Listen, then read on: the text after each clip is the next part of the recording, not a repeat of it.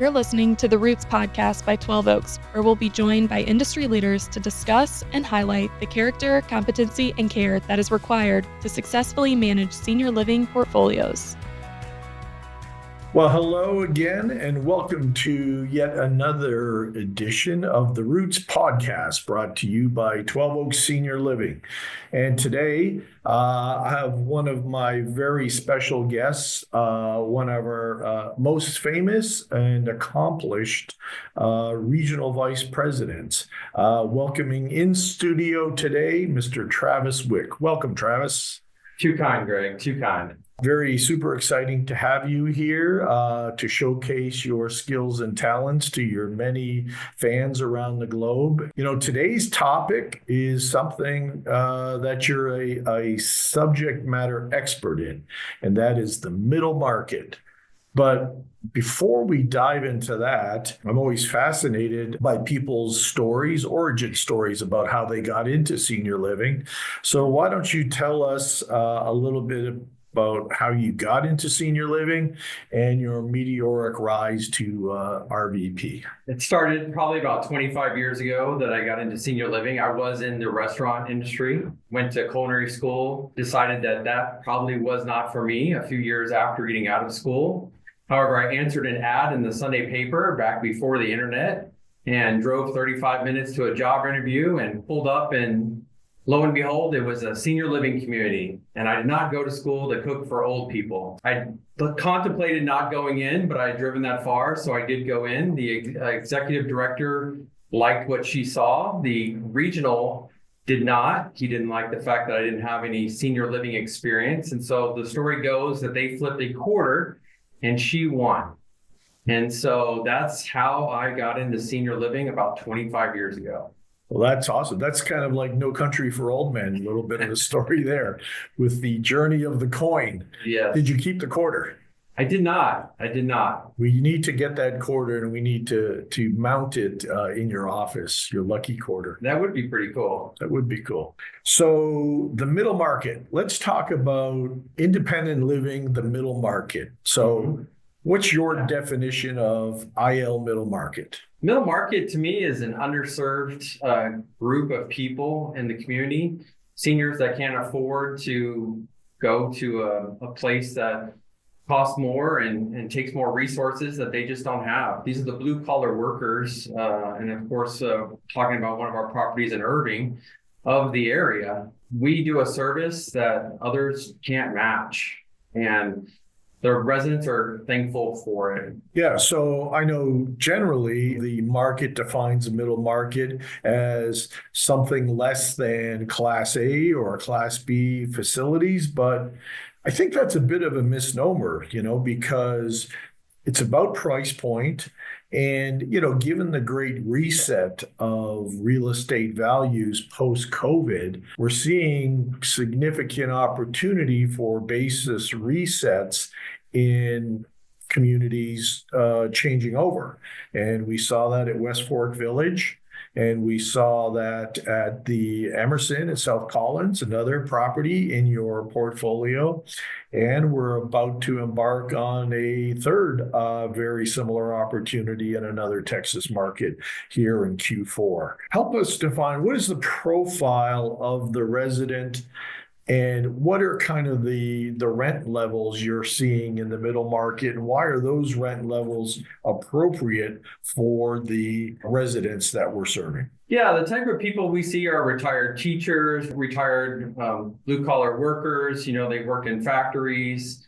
They didn't necessarily have the means to set themselves up for a comfortable retirement. And so they worked until they couldn't work any longer. A lot of them are on government-assisted, Social Security. And so they use a lot of their Social Security to live where they live. And as far as why does it work, the average rate for a one-bedroom apartment in Dallas right now is $1,762. We can do that same one-bedroom apartment for less than $1,500 while giving them something to eat 3 times a day, entertainment, as well as transportation, so that they don't have to have a vehicle and they can still get to their doctors. And speaking of doctors, we also have doctors that do come to the community so that they don't have to travel. All kinds of doctors, podiatrists, dentists, doctors, home health, and hospice if they need it. I mean, the value proposition is enormous for the residents. The real estate merchant developer in me hears that rent level and wonders, how do you earn a margin? How does the community survive at, such a low rent level? These communities, it's based on volume. And so the more people that we have that live there, the more that we can actually give discounts to. And so we still do make a tidy little sum to cover costs there. It's not going to be $1 million a year property, but it's serving people who otherwise would have been left out and possibly could be homeless. Let's dig into the OpEx a little deeper. So you're providing 3 meals a day. How do you control food costs, and what do you see your PRDs at for these types of communities? Our PRDs range in the mid $5.50 per person per day. The way we're able to do that is through a cafeteria style dining service model. It prevents waste basically because people are only taking exactly what they want. And so anything that might be left over is just put back on the line, and somebody who might have had one of the different options might want that same option. And so we are still able to give all the options that any other community might be able to have. Of course, it might be more casseroles and things that you would see in this type of market. We're not having filet mignon, but this is not the group of people who had filet mignon and wants filet mignon. So I imagine, given the cohort and the makeup of the residents, there's going to be plenty of, in Texas at least, chicken fried steak, catfish Fridays, right? So low cost, easy to prepare, and easy to recycle type food choices. Absolutely. And it's interesting, but there's not a lot of complaints in the dining area, even at that dollar amount. Right. So people get what they want, and they get as much of it as they want without any waste. Correct. So what do you do for staffing then too, in terms of servers and that type of thing? Our staff there is great. And I want to talk a little bit before getting into the servers. Our directors alone, 6 directors, have 76 years of service in that community. That's how long they've worked there. And that extends all the way down to the line staff. So we've got a housekeeper that's been there over 25 years. We have someone in the kitchen that's been there almost 20 years. And that's what translates to the happiness of the residents. Because the staff really know the residents. And I think that's what differentiates us from other models. And as far as what we run in the dining room, we do have servers that help, but it's not a ratio of 1:30 or what you would see at a normal restaurant or even another senior living community, because as an independent living community, most of our residents can get their own food and take it to the tables and then take it to where the busing stations are. Yeah, we see that in the OpEx of these IL communities that you're running.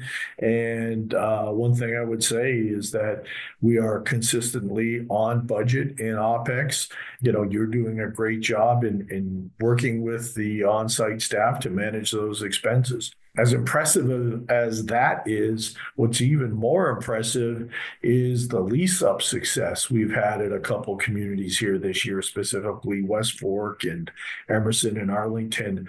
Those are communities that have come out of the 60-70% kind of occupancy levels to, in the case of West Fork, about to punch over 90%, and you've gotten Emerson to well over 90%. What's your secret that you want to share with your fans? The secret is we don't target households, we target apartment complexes. That's where I see our competition is. People who already live in an apartment. And if we can provide the same services, better services, more services than what they're already paying, then it's a no-brainer. And that's why they end up moving to us. In fact, we've been able to become the known place in the community that we really don't use referral agencies anymore unless they are locals and somebody that we know can work with us and keep the cost down to underneath a month's rent. So you've been able to do this lease up without referral agencies? Well, it starts with referral agencies as partners, but yes, as you get over 90%, we started cutting out the referral agents, and we actually saw that our census continued to grow without them. And so not only were we making more money because of census growth, but we were also saving over $100,000 by not using referral agencies in a year. Wow, that's significant. So you mentioned home health. Tell me more about the integration of physicians and home health at the communities and what impact that has, you believe, on length of stay and resident satisfaction and wellness. As far as length of stay, an average IL community will lose about 5 residents per 100 every month. We're averaging around 4 for 170. And the way we do that is through home health, doctor visits where they don't have to go. But we also pair that with some learning courses for the residents, whether it's financial planning, Medicaid, Medicare, to get them to the doctor, even though they probably wouldn't have gone unless that doctor was there at the house. And same with the hospice and home health. Home health offices out of our building. And so they're able to provide care and help to the resident. And so our average length of stay right now is about 28 months at this community. And what is the cost to the resident for utilizing the home health services? Usually they go through the Medicare, Medicaid, and so there's not an out-of-pocket cost. So the model is they're able to pay their rent, get all their meals and activities and transportation, but their healthcare needs are met through home health at no additional cost to them. So a transfer to AL would be a huge cost increase to them. They may not have the means to be able to afford full AL living. And so keeping them in this IL setting is a really good way of extending their length of stay. How do you find the acuity levels of your residents then at the communities? It's mixed, and we do have people that constantly are on the verge of having to move to an assisted living, and that's when we step in with the family to get with the physicians to ensure that either can they live there and still be safe? That's our number one concern. But also, what help can we get them to extend their stay? Because if they're not living with us, there's usually only 3 choices. One is to move back home. And unfortunately, a lot of these residents that we have just don't have family. So that's not an option. The second would be to get into a full government assisted living. And then the third option would be homelessness. Well, obviously, that's clearly not the option we want. Right. And yeah, so I think holistically, and I look at 12 Oaks and our opportunities, our mission is to help seniors thrive in community.